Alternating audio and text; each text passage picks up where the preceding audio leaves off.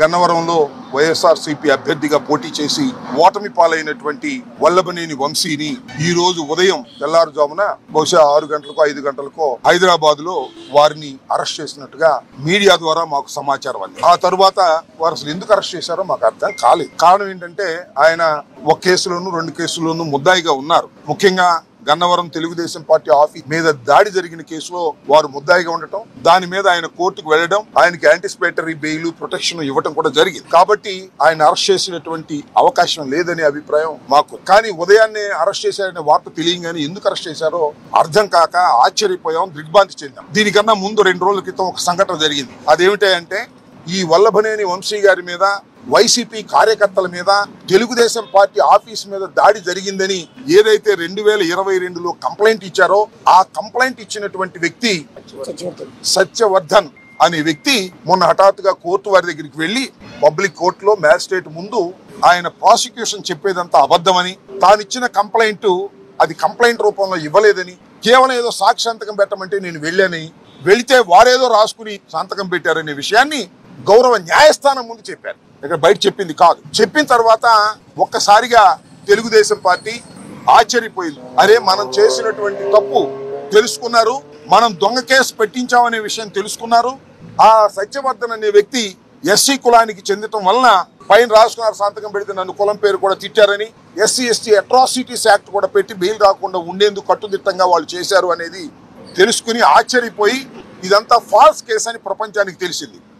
దానిలో తెలుగుదేశం వారు, లోకేష్ గారు, చంద్రబాబు నాయుడు గారు వీళ్ళందరూ కుట్ర చేసి ఈ సత్యవర్ధన్ తమ్ముడు అన్నో అరుణ్ అనే ఆయన్ని వాళ్ళు పట్టుకుని మా తమ్ముడి చేత బెదిరించి కిడ్నాప్ చేసి వంశీ వీళ్ళందరూ కూడా ఈ తప్పుడు స్టేట్మెంట్ మ్యాజిస్ట్రేట్ దగ్గర ఇప్పించారని ఒక కట్టు కథను అల్లి అది కేసు పెట్టి తెల్లారి అరెస్ట్ చేశారంటే ఇది విచిత్రమైన విషయం. ఇంతకన్నా దారుణమైన విషయం మరొకటి ఉండదని కూడా ఈ సందర్భంగా మనవి చేస్తున్నాను. వంశీ తెలుగుదేశంలో గెలిచాడు, తరువాత వైఎస్ఆర్సీపీలోకి వచ్చి పోటీ చేశాడు.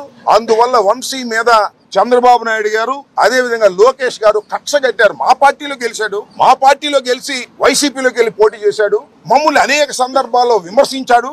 మా పార్టీలో ఉండి మా సామాజిక వర్గానికి చెందినటువంటి వ్యక్తి మమ్మల్ని దూషించడం ఏమిటి, మమ్మల్ని రాజకీయ విమర్శ చేయటం అనేది ఏమిటి అని కక్షగట్టి అనేక పర్యాయాలు వారి ప్రభుత్వం అధికారంలోకి వచ్చిన తర్వాత దాడులు చేయడానికి ప్రయత్నం చేశారు.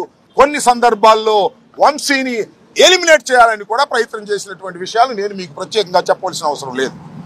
ఎన్నోసార్లు అరెస్ట్ చేయాలని ప్రయత్నం చేసినా న్యాయస్థానానికి వెళ్లి వంశీ ప్రొటెక్షన్ తెచ్చుకోవడంతో ఇవాళ సడన్ గా నిన్న సాయంత్రం మొన్న ఉదయం కేసు రిజిస్టర్ చేసి ఆ కేసుని ఇంకా ఆన్లైన్ లో అప్లోడ్ కూడా చేయకోకుండా అరెస్ట్ చేసి తీసుకొచ్చి ఇవాళ కోర్టులో ప్రొడ్యూస్ చేయాలని అనుకుంటున్నారు. రాత్రి లోపల కోర్టులో ప్రొడ్యూస్ చేస్తారు. చట్టం తన పని తాను చేసుకెళ్తుంది. ఇది అన్యాయం. పోలీసు వారు తెలుగుదేశం పార్టీ వారితో కుమ్మక్కై వంశీని అరెస్ట్ చేశారనే విషయాన్ని డీజీపీ గారికి చెప్పే ప్రయత్నం చేస్తున్నాం. అంతేకాదు, కొద్ది నుంచి ఎవరిని కలవనీయలే. వారి సతీమణి వెళ్తుంటే ఆమెను అడ్డగించారు, ఆమెను వెళ్ళనీయలేదు. అడ్వకేట్స్ వెళ్లి కలవాలని ప్రయత్నం చేశారు, న్యాయ సహాయం ఇద్దామని. ఏంటి ఎఫ్ఐఆర్ ఏంటి, దాని కథ ఏంటి తెలుసుకుని కోర్టులో ఆర్గ్యూ చేద్దామని. ఎక్యూజ్డ్ అనే వ్యక్తి, ఎక్యూజ్డ్ అంటే ఏంటి, నేరారోపణ చేయబడినవాడు. నేరారోపణ చేయబడిన వాడే తప్ప నేరస్తుడు కాదు ఎవరైనా సరే, ఇంక్లూడింగ్ చంద్రబాబు కూడా, ఎవరైనా జగన్మోహన్ రెడ్డి గారని ఏదైనా. అయితే అలాంటి వ్యక్తిని కలుసుకోవడానికి కూడా మీరు పోలీసులు ఎలవ్ చేయట్లేదంటే ఇది దుర్మార్గం, రాక్షస పాలన. దీన్ని మీరు దృష్టిలో పెట్టుకోవాలని డీజీపీ గారికి మేము ఇవ్వాలని ప్రయత్నం చేశాం. అయితే ఇంత దారుణంగా జరుగుతున్న అంశాన్ని మీ ద్వారా ప్రజల దృష్టికి తీసుకొస్తున్నాం. డీజీపీ గారి దృష్టికి కూడా మా కర్మ ఏంటంటే కలవలేదు కాబట్టి మీ ద్వారా ఆయన కూడా డీజీపీ గారిని కూడా చూడమని కూడా మేము కోరుతున్నాం. అతనికి శాసనసభ్యుడిగా గెలవగలగడానికి కారణం తెలుగుదేశం పార్టీ. అటువంటి కన్న తల్లి లాంటి తెలుగుదేశం పార్టీ కార్యాలయాన్ని తగలబెడితే ఇవాళ ఏం జరిగిందో చూసాం. వాళ్ళ అక్రమ దోపిడీలు అవన్నీ కూడా ఎంక్వైరీలు జరుగుతున్నాయి. అందరూ రాష్ట్రంలో ఉన్నటువంటి వైఎస్ఆర్ పార్టీలో ఎవరైతే తప్పులు చేశారో వాళ్ళందరూ కూడా ఎవరు కూడా తప్పించుకోలేరు. ఇవాళ రాజకీయంగా చాలా ప్రాధాన్యత కలిగినటువంటి కృష్ణా జిల్లాలో భ్రష్టు పట్టించారు. ప్రతి ఒక్కరు కూడా ఒక నాయకుడు క్యాసినో పెట్టిస్తాడు, నోరు ఉంది కదా అని బండబూతులు తిడతాడు, అధికారం ఉంది కదా అని చెప్పి అధికారుల్ని కాళ్ళ కింద వేసుకుని తొక్కే పరిస్థితి చేశారు. ఆ రోజున వాళ్ళు చేసినటువంటి దుర్మార్గాలు. ఇవాళ బందర్లో మచిలీపట్నంలో ఒక మాజీ మంత్రి బియ్యం స్కామ్ లో సొంత భార్యనే కేసులో ఇరికించినటువంటి దౌర్భాగ్యమైనటువంటి పరిస్థితులు వైఎస్ఆర్ పార్టీ ఇవాళ ఆ నాయకులది. తీర ప్రాంతంలో భూములు కొట్టేసిన ఒక మాజీ మంత్రి తెలుగుదేశం పార్టీ ప్రధాన కార్యాలయంలో ఆ కుటుంబానికి రాజకీయ భిక్ష పెట్టినటువంటి పార్టీ తెలుగుదేశం పార్టీ ఇవాళ దాడులు చేసి జగన్ దగ్గర మెప్పులు పొంది పదవులు పొందాలని చూస్తే ఏమైంది ఇవాళ మీరు చూశారు. ఇవాళ ఎవరు కూడా తప్పించుకోలేరు. ఇవాళ ఎవరైతే కంప్లైంట్ ఇచ్చారో అతని మీదే, ఒక దళితుడి మీదే ఇవాళ ఇలాంటి దుర్మార్గాలు చేస్తా ఉన్నారంటే ఎట్టి పరిస్థితుల్లో కూడా ప్రభుత్వం చూస్తూ ఊరుకోదు. ఖచ్చితంగా ఎవరు కూడా తప్పించుకోలేరు. ఇవాళ జగన్మోహన్ రెడ్డి గారు కూడా ఈ రాష్ట్రాన్ని ఏ రకంగా దోచుకున్నారో, ఇవాళ సొంత బాబాయ్ని ఏ రకంగా హత్య చేశారో మొత్తం కూడా ఇవాళ బయటకు వస్తున్నాయి. విచారణ కూడా వేగవంతంగా పూర్తి కావాల్సినటువంటి అవసరం ఉంది. దానికి కావాల్సినటువంటి చర్యలన్నీ కూడా తీసుకునే పరిస్థితి ఉంది. కాబట్టి ఎవరు కూడా తప్పించుకోలేరు. ఇవాళ వచ్చి మాట్లాడుతూ ఉన్నారు ఒక్కొక్కరు. మీరు మాట్లాడే అర్హత మీకుందా? మీరు చేసిన తప్పిదాలే మిమ్మల్ని వెనక పంపిస్తున్న, అది గుర్తుపెట్టుకోవాలని చెప్పి ఈ సందర్భంగా తెలియజేస్తూ, చాలా పారదర్శకంగా మేము కక్షపూరితంగా చేయాలంటే ప్రభుత్వం వచ్చిన నెల రోజుల్లోనే మొత్తం అందరినీ జైల్లో పెట్టొచ్చు. కానీ మేము ఎక్కడా కూడా ఎవరి మీద కూడా కక్ష సాధింపు చర్యలు తెలుగుదేశం పార్టీ చేయదు. ప్రజాస్వామ్యబద్ధంగానే ముందుకెళ్తాం. ఎవరైతే దీంట్లో అవినీతిలో గాని అరాచకాల్లో గాని భాగస్వాములయ్యారో వాళ్ళు ఎట్టి పరిస్థితుల్లో తప్పించుకోలేదని కూడా తెలియజేస్తాం. ఈ రోజు ఉదయం గన్నవరం మాజీ శాసనసభ్యుడు హైదరాబాద్లో అరెస్ట్ చేసి విజయవాడ తీసుకొస్తున్నారన్న విషయం మీడియా సోదరులకు తెలిసిన విషయమే. గన్నవరం గత వైభవాన్ని పరిశీలిస్తే పుచ్చలపల్లి సుందరరామరెడ్డి గారు నెల్లూరు నుంచి వచ్చి ఇక్కడ కమ్యూనిస్ట్ పార్టీ నుంచి ప్రాతినిధ్యం వచ్చిన మొట్టమొదటి శాసనసభ్యుడు. ఆ మహానుభావుడు రెడ్డి అనే పేరు చివర ఉండకూడదని సుందరయ్యగా బతికి ఆ మహానుభావుడు నడయాడిన నేల. అలాగే వెలువల సీతారామయ్య గారు, కాకాని వెంకటరత్నం గారట మహానుభావులు, ఎస్సీ లేడీ సరోజి ఆనందబాయి గారట మహానుభావులు ప్రాతినిధ్యం గడ్డది. ఆ గడ్డ మీద పొరుగు శాసనసభ్యులుగా పనిచేసిన ఎవరు కనీసం ఇలా క్రిమినల్ కేసులు ఇరుక్కున్న పరిస్థితి కూడా లేదు. గన్నవరం అంటే మట్టి, దేశం అంటే మట్టి కాదు, దేశం అంటే మనుషులు అని గురజాడు గారి సూక్తిలాగా గన్నవరం అంటే మట్టే మట్టే మట్టే అని దిగజార్చిన పరిస్థితి గత 10 సంవత్సరాల నుంచి. ఈ దేశంలో కానీ, ఈ రాష్ట్రంలో కానీ, పక్క దేశాల్లో కానీ ఏ సిటిజన్ అయినా లా బౌండెడ్ పరిధిలో ఉండాలి, లా బౌండెడ్ సిటిజన్గా ఉండాలి, లాని ఒబే చేసే పరిస్థితిలోనే ఉండాలి తప్ప నేను అబోవ్లా అనుకుంటే ఇదే పరిస్థితులు వస్తాయి. అలాగే ఇలా చేయటం వల్ల ఇంతకుముందు గతంలో 10 సంవత్సరాలు శాసనసభ్యుడిగా ఉంటే అతని భాష కానీ, అతని ప్రవర్తన కానీ బ్రహ్మలింగయ్య చెరువుని రిజర్వాయర్ చేద్దామని నాడు తెలుగుదేశం ప్రభుత్వం అనుకుని నిధులు కేటాయిస్తే కాంట్రాక్టర్ డబ్బులు ట్రై చేసుకుంటే మట్టమ్ముకున్న పరిస్థితి గన్నవరంలో ప్రతి సందులో గొంతులో ఉన్న ప్రతి గన్నవరం ప్రజలందరికీ తెలుసు.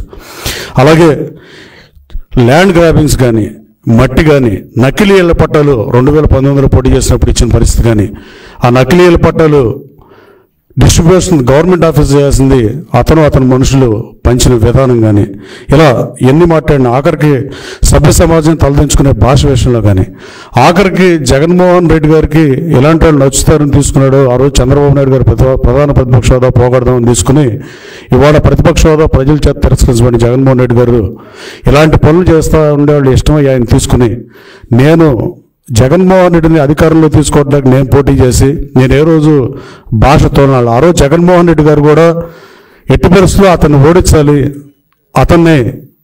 అతని దుర్మార్గాలకి అంతం పలకాలని చెప్పి తనకు వ్యక్తిగతంగా అతని మీద ఉన్నట్టుగా నన్ను పెనలూరు జరగమైతే నాకు ఆ సీట్ ఇస్తానని గన్నవరంలో నన్ను బతిమలాడిని పోటీకి చేపించిన పరిస్థితి వాస్తవం కాదా? ఆ తర్వాత పరిణామాల్లో చంద్రబాబు గారి హోదా పోగొడతాకు తీసుకోవాల్సి వస్తుంది, నన్ను రాజీ పడమంటే నేను రాజీ పడనని చెప్పాను, నా క్యారెక్టర్ ముఖ్యమని చెప్పాను. జగన్మోహన్ రెడ్డి గారు ఇట్లాంటివి ప్రోత్సహించడం వల్ల, అలాగే ఆఖరికి బుట్టా రామచంద్ర గారు 2014లో వైసీపీ అభ్యర్థిగా పోటీ చేస్తే, నేను 2019లో వైసీపీ అభ్యర్థిగా పోటీ చేస్తే మా ఇద్దరిని తోలనాడితే డాక్టర్ రామచంద్ర గారికి కానీ నాకు కానీ తెలుగు భాషలో బూతులు ఉంటాయనేది అందరికీ తెలుసు. కానీ మేమిద్దరం ఎప్పుడు భాష వాళ్ళ మా ఇద్దరి మీద ఎవరైతే డాక్టర్ బుట్టా రామచంద్ర గారు కానీ జగన్మోహన్ రెడ్డి గారు కానీ జగన్మోహన్ రెడ్డి గారు కాదు నేను కానీ పోటీ చేసినప్పుడు మా మీద ఇతను పార్టీ మారి ఈ దందాలు చేయడానికి నకిలీ ఏర్పాటాలు కేసులు అలాగే మట్టి దాని మీద ఎంక్వైరీ చేస్తాను జగన్మోహన్ రెడ్డి ఆ రోజు బ్రహ్మలింగయ్య చెరువు సాక్షిగా ముఖ్యమంత్రి గారు కోతవేడు దూరంలో ఇక్కడ అప్పుడు చంద్రబాబు గారికి సవాలు చేసిన మాట వాస్తవం కదా. మీ ఇంటి దగ్గరలో ఇంత మట్టి దోపిడీ జరుగుతుంటే మీరేం చేశారని అడిగిన మనిషి తర్వాత ఎంక్వైరీ చేయకుండా అతను పార్టీలో తీసుకున్న పరిస్థితి. డాక్టర్ దుట్టా గారి మీద అనుచిత వ్యాఖ్యలు చేసినా, నా మీద చేసినా, గన్నవరంలో 4,000 మంది వైసీపీ కార్యకర్తల మీద కేసులు పెట్టించినా అన్నీ గాలి కుదిరి జగన్మోహన్ రెడ్డి తీసుకుని ఆ పాపం ఊరికే పోతుందా అని అడుగుతున్నా. నువ్వు ఏ విచారణ చేయని పరిస్థితి. నువ్వు నన్ను పోటీ చేయించేటప్పుడు మీరు చెప్పిన మాటలేంటి, ఈ పార్టీలో మనం ఉండలేమని చెప్పి, ఈ అవమానాలు మనం మొయ్యలేమని చెప్పి నేను పార్టీ మారా. కానీ అతను పార్టీ మార్చేటప్పుడు చంద్రబాబు గారు హోదా తీసేద్దామనే ఉద్దేశంతోనో, రౌడీలంటే ఇష్టంతోనో మరి ఎందుకు చేర్చుకున్నాడో జగన్మోహన్ రెడ్డి సమాధానం చెప్పాల్సిన అవసరం ఉంది. అలాగే అక్రమ లేఅవుట్లో అక్రమ లేఅవుట్లన్నీ వేసిన పరిస్థితి. గన్నవరంలో కామన్ సైట్లు మొత్తం మిస్ అన్యాక్రాంతమైన పరిస్థితి. విజయవాడ రూరల్ మండలం టౌన్ కానుకుని మేము కార్పొరేషన్లో లేకుండా రూరల్ మండలంగా ఉన్న 9 గ్రామాల్లో ఒక్క లేఅవుట్లో కూడా కామన్ సైట్ వాడుకోవాలి లేని పరిస్థితి. అలాగే అన్ని కబ్జాలు చేసిన పరిస్థితి. అలాగే బ్రహ్మలింగ చెరువు చెప్పేందాక, అలాగే పోలవరం గట్ల మీద మట్టిని తీసిన పాపం ఇది శాపంలో వెంటాడుతుందని నేను పలుమార్లు చెప్పా. పోలవరం మట్టిని తీయటం వల్లే అంబాపురంకి మొన్న బుడమేరు పొంగినప్పుడు వాటర్ వచ్చిన పరిస్థితి. అలాగే ఎయిర్పోర్ట్ భూముల్లో అవినీతి జరిగిన పరిస్థితి. ఎయిర్పోర్ట్ పక్కన జరిగిన కాలనీల్లో లేఅవుట్లో రోడ్డులు రిజిస్ట్రేషన్ చేసిన పరిస్థితి. తోట వెంకయ్య అనే డాక్యుమెంట్ రైటర్ అడ్డం పెట్టుకుని అతను వైసీపీ నాయకుడు పెట్టిన పరిస్థితి. పుంకాలుగా ఎంతోమంది ప్రజలు వచ్చి గ్రీవియన్స్ ఇచ్చే పరిస్థితి. ఇంకా ఎన్నో వస్తాయో తెలియని పరిస్థితి. భూ కబ్జాలు, మట్టి, నకిలీల పట్టాలు, ఇట్లాంటి పోటీ అక్రమ లేఅవుట్లు ఇప్పించినట్లో కామన్ సైట్లు, మామూలు లేఅవుట్లో, సక్రమమైన లేఅవుట్లో కామన్ సైట్లు అన్నీ అన్యాక్రాంతం అయిపోయిన పరిస్థితి వాస్తవం కాదని అడుగుతుంది.